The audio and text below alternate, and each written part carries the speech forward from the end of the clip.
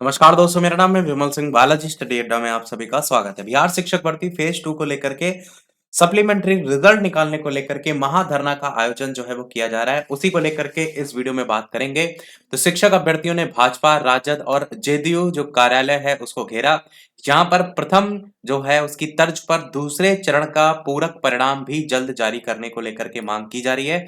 पटना से न्यूज है जिसमें बताया गया है कि बिहार लोक सेवा आयोग ने जो सेकंड द्वितीय जो अध्यापक नियुक्ति प्रतियोगिता परीक्षा उसमें शामिल अभ्यर्थी जो हैं उन्होंने बुधवार को पूरक परिणाम के लिए प्रदेश भाजपा, राजद और जेडीयू कार्यालय का घेराव किया। पुलिस ने बल प्रयोग कर अभ्यर्थियों को खदेड़ भी दिया। इसके बाद अभ्यर्थी शिक्षा विभाग पहुंचे। वहां भी पूरक परिणाम हो लेकर के ठोस आश्वासन जो है वो नहीं मिला। इससे पहले छात्र नेता दिलीप कुमार के नेतृत्व में सभी मिलकर के हाई स्कूल मैदान में बैठकर उन्होंने बैठक जो है वो की।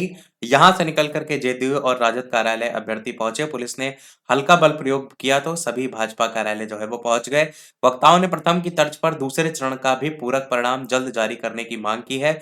शिक्षा विभाग ने बीपीएससी को पूरक परिणाम जारी नहीं करने के लिए पत्र भेजा है। दिलीप कुमार ने यह भी कहा है कि शिक्षा विभाग और बीपीएससी के बीच सामंजस्य की कमी का खामियाजा अभ्यर्थी भुगत रहे हैं। 14,000 से अधिक अभ्यर्थी सफल होने के बाद भी नियुक्ति से वंचित हो गए। पूरक परीक्षा जो पूरक रिजल्ट है वो जारी नहीं होता है तो मजबूरी में अभ्यर्थी बजट सत्र के दौरान आंदोलन करने का निर्णय लेंगे। और आज ही है आपका बजट सत्र।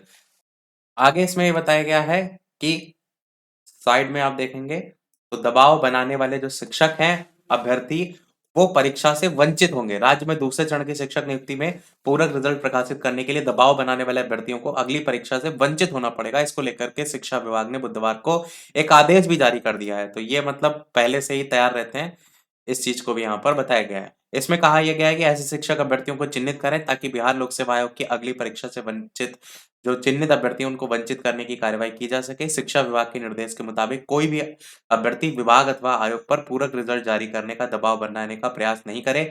दूसरे चरण की शिक्षक नियुक्ति परीक्षा में पूरक रिजल्ट नहीं जारी करने का निर्णय लिया गया है, इसलिए इसको लेकर किसी तरीके का दबाव नहीं बनाए।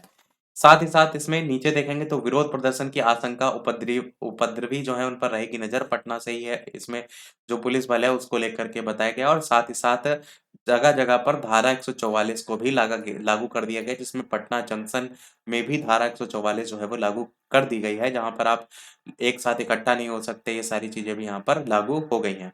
साथ ही साथ इसमें उपद्रव में संलिप्त 2 और अभ्यर्थियों को गिरफ्तार भी जो है वो किया गया है। यहाँ पर सहायक लोको पायलट की नियुक्ति को लेकर के भी आपका लगातार हंगामा प्रदर्शन चल रहा है, वो भी यहाँ पर बताया गया है। सेंटर में अगर आप देखेंगे तो यहाँ पर आपको कुछ पिक्चर तस्वीरें देखने को मिलेंगी। पूरक परिणाम जारी करने की मांग को लेकर शिक्षक अभ्यर्थी राजद कार्यालय का जो उन्होंने घेराव किया। साथ ही साथ क्या मामला है वो भी यहाँ पर बताया गया। जो मल्टीपल रिजल्ट 2 या 2 से अधिक पदों के लिए चयन हो गया अभ्यर्थियों का, ऐसे परिणाम से खाली हुई सीटों के लिए पूरक परिणाम जारी किया गया था पहले फेज में, दूसरे में नहीं किया गया है। तो वो यहाँ पर मांग जो है वो की जा रही है। अच्छा, एक चीज आप यहाँ पर अगर पूरे इस न्यूज का सार देखेंगे तो कहीं ना कहीं जो अभ्यर्थी हैं उनके साथ बहुत से ऐसी, जैसे पीआरटी को ही उठा लेंगे तो वहां पर बहुत ज्यादा गलत हुआ अभ्यर्थियों के साथ। कारण क्या था, जितनी टोटल वैकेंसी थी उस वैकेंसी के अकॉर्डिंग आपका रिजल्ट ही नहीं निकाला गया। 1,000 के समथिंग में वैकेंसी थी, जिसमें आप देखेंगे तो अनरिजर्व की लेकर के, तो जिसमें देखेंगे तो 400-500 में ही कुछ रिजल्ट था। और उसको लेकर के ना कुछ क्लियर किया गया ऐसा क्यों है, बाकी रिजल्ट कहाँ है। तो ऐसे में पहले बहुत ढेर सारी वैकेंसी निकाल देना और फिर उस वैकेंसी में से कुछ पर ही रिजल्ट निकालना, तो फिर ये कहाँ तक सही है। या तो वैकेंसी ही कम निकाली जाए तो उस हिसाब से इंसान तैयारी करे, या तो फिर जो रिजल्ट निकाला जा रहा है उसको पूरी तरीके से क्लियर किया जाए, ये पर जो रिजल्ट निकला है इसका क्या कारण है।